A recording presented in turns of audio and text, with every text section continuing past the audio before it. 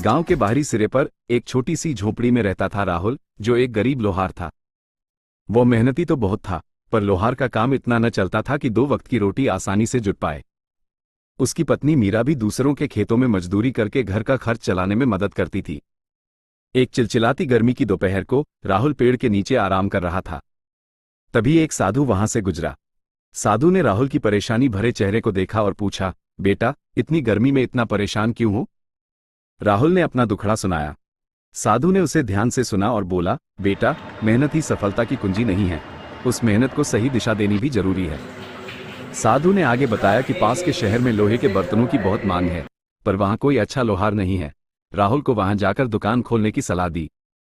राहुल को थोड़ी हिम्मत मिली, पर दुकान खोलने के लिए पैसे कहां से लाए? ये देखकर साधु ने उसे एक थैली दी और कहा, इस थैली में वो लोहा है जिससे बर्तन बनते हैं, इसे बेचकर दुकान खोल लेना।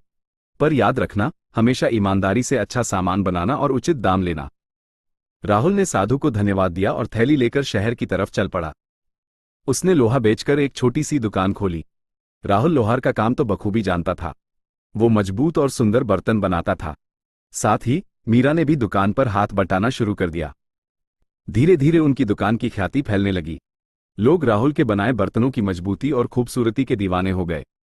कुछ ही समय में राहुल की दुकान चल निकली। उसने बड़ा घर लिया और कई लोगों को काम पर रख लिया। राहुल और मीरा की मेहनत, ईमानदारी और साधु के मार्गदर्शन से एक गरीब लोहार एक सफल व्यापारी बन गया। उसकी कहानी पूरे शहर में मशहूर हो गई। अब आप मुझे बताइए कि आपको ये कहानी कैसी लगी। धन्यवाद। अगर आपको ऐसी ही ज्ञान से भरी कहानियां सुनना पसंद है, तो मेरे चैनल को सब्सक्राइब करना न भूलें।